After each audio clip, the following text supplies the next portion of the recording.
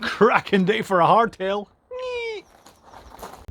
Alright, we're going to start by stripping down the front end. We're going to get the cable ties off that are holding the cables in place, drop everything out and then move it over to the hardtail, and then we'll start building on that.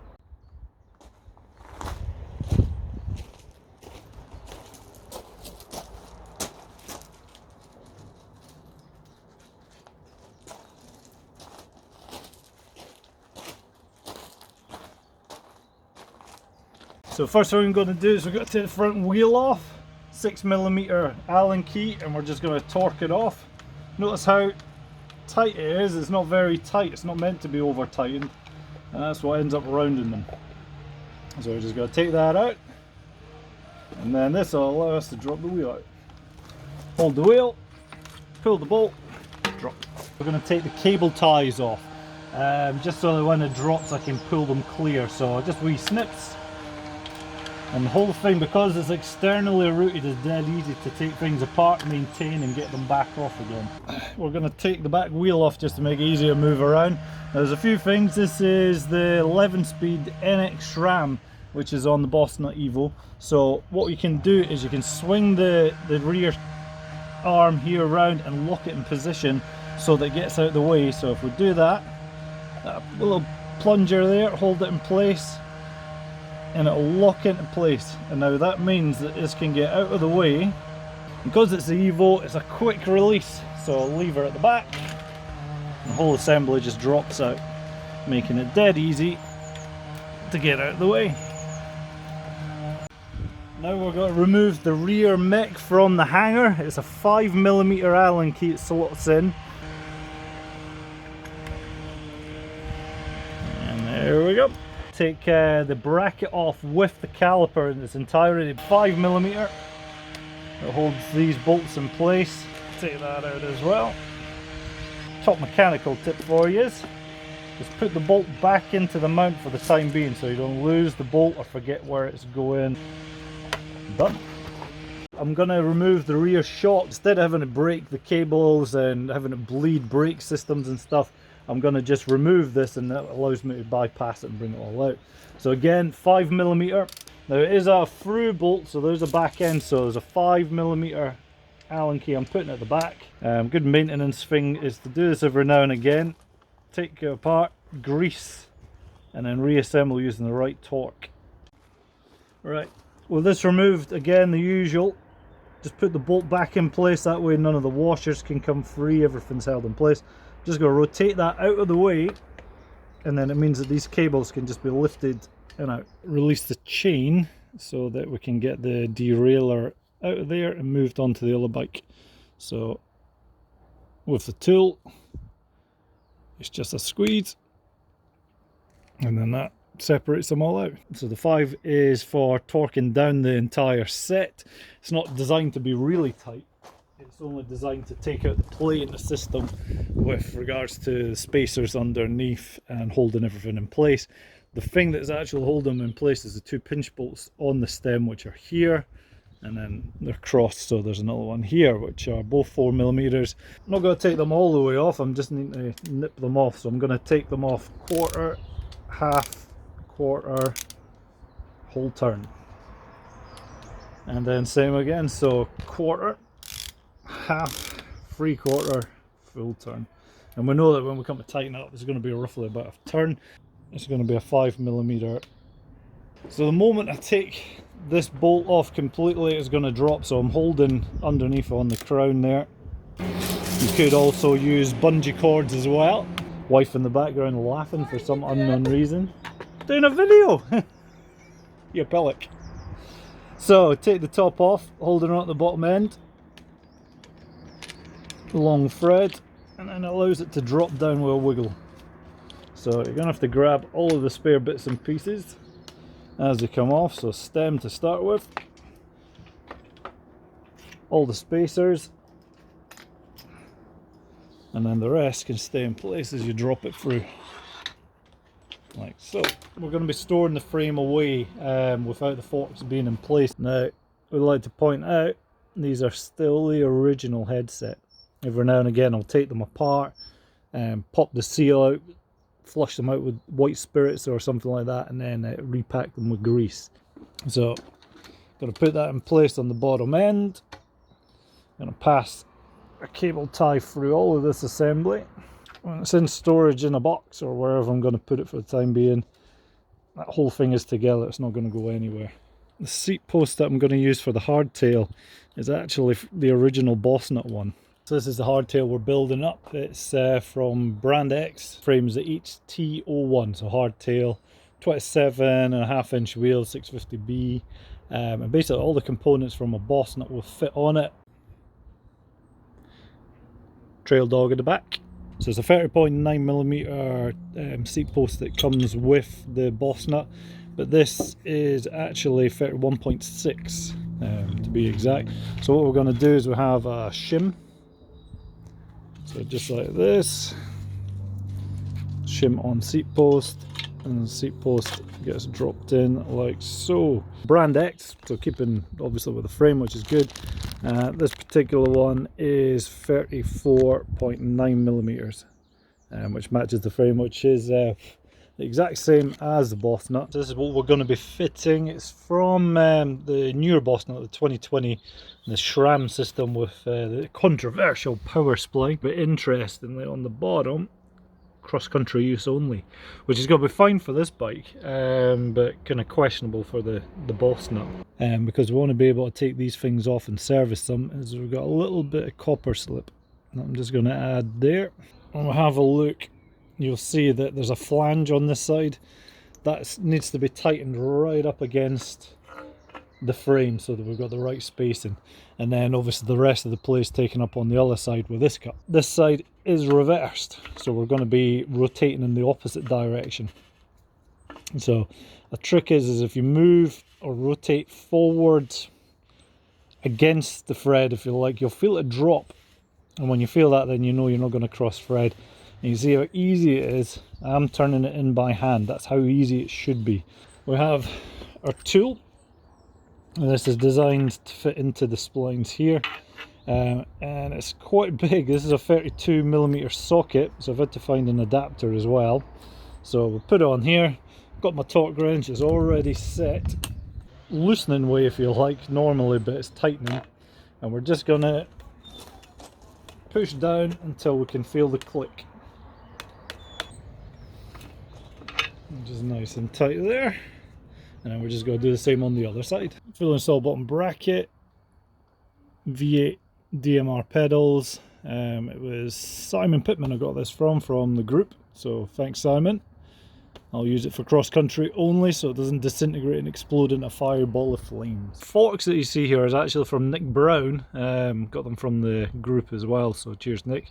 You'll notice I've already pressed in the headset and the cups, so I've done that the other day. Headset I got from, it was like an eBay purchase from China that I'd completely forgotten about.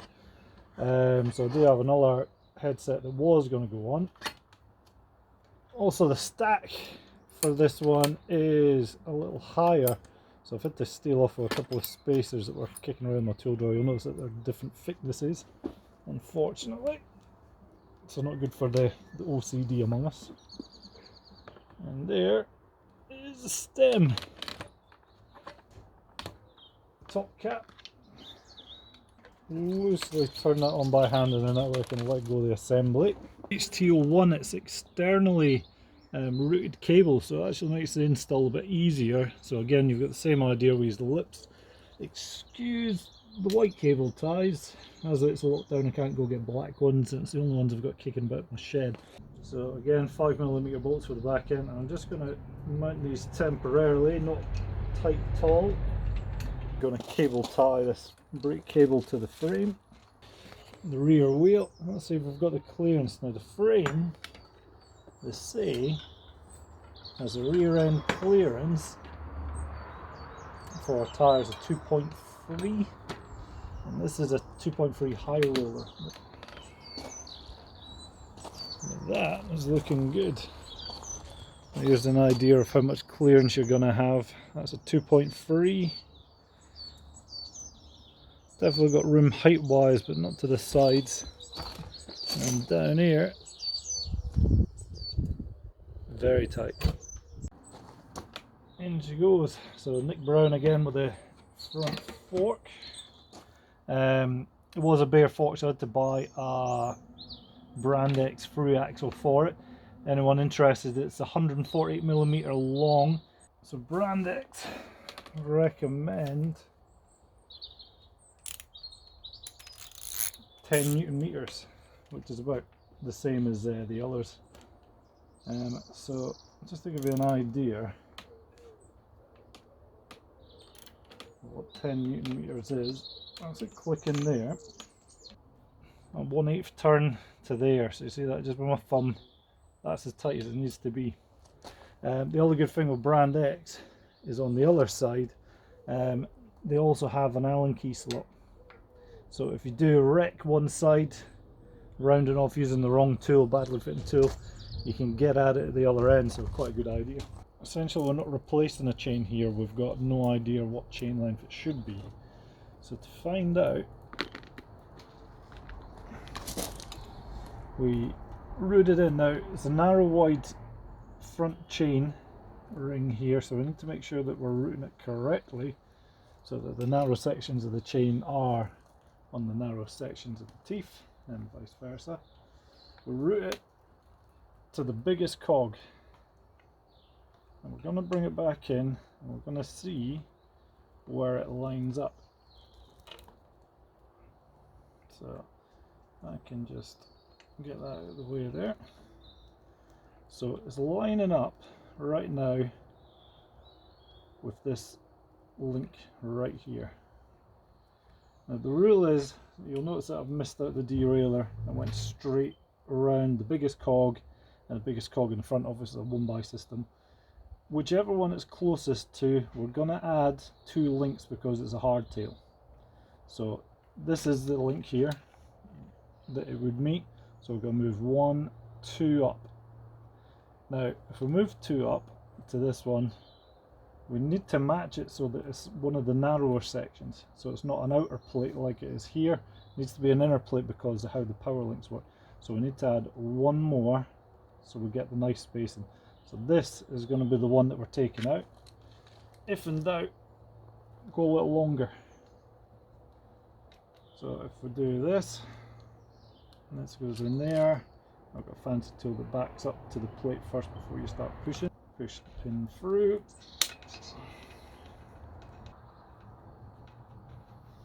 And all the way through there. And now we have a nice break. So if we have a look here, it's nearly connected there. So we've went 1, 2 links ahead, and then we needed to jump 1 further, so we ended out with 2 narrow sections. And this is because the power links here are going to go inside, so they need to be on 2 inner plates to match. So the next thing we're going to do is we're going to now route for the rear derailleur. We've measured it for the biggest cog, but my shifter at the moment is actually selected for the lowest. Route it through this rear derailleur, and we need to make sure that it's going to go the right direction. So it will come in the way, then go out of the way, and then loop itself under like so. These little cogs at the back are actually set up as narrow wide as well, so we need to make sure that the wide sections of the link are going into the wider sections of the tooth, and the narrow sections are going to the narrow ones. I've got to be honest, I was going to do a little section on indexing, but miraculously the indexing on the Bossnut is exactly the same on the HT01. Simply bolted on. Slight adjustment to the B screw was the only thing I did just to get the mesh there, but it's working perfect.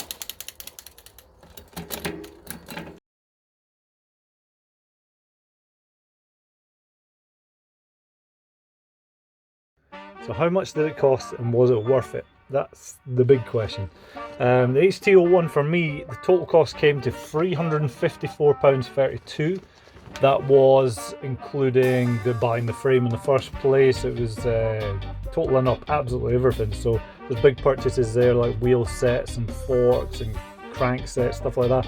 There's a lot of little stuff as well, like the post shims, clamps, gear cabling, just daft stuff as well, like nuts and bolts for doing the brake adapters that don't come with the adapter kits.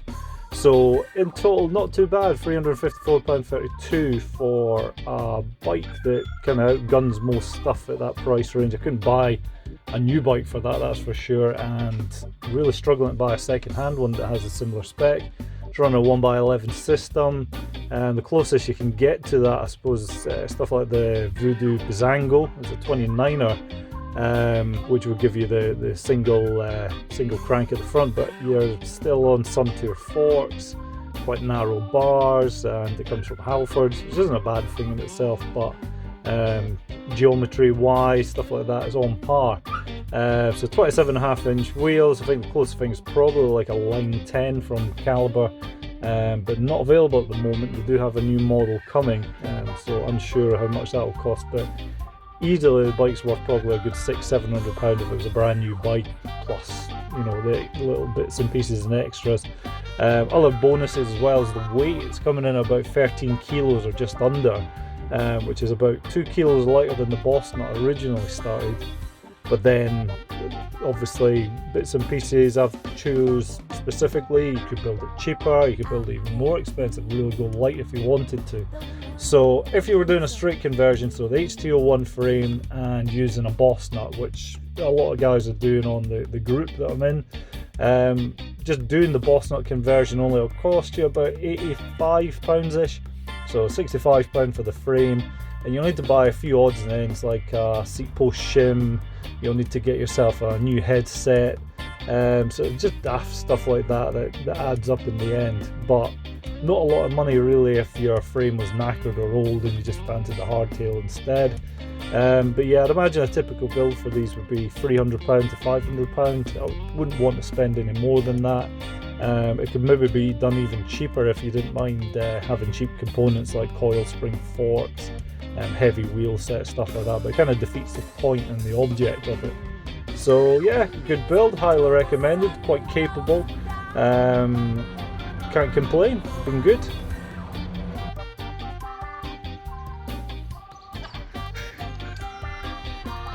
Oh, this is... I love the jump, bro.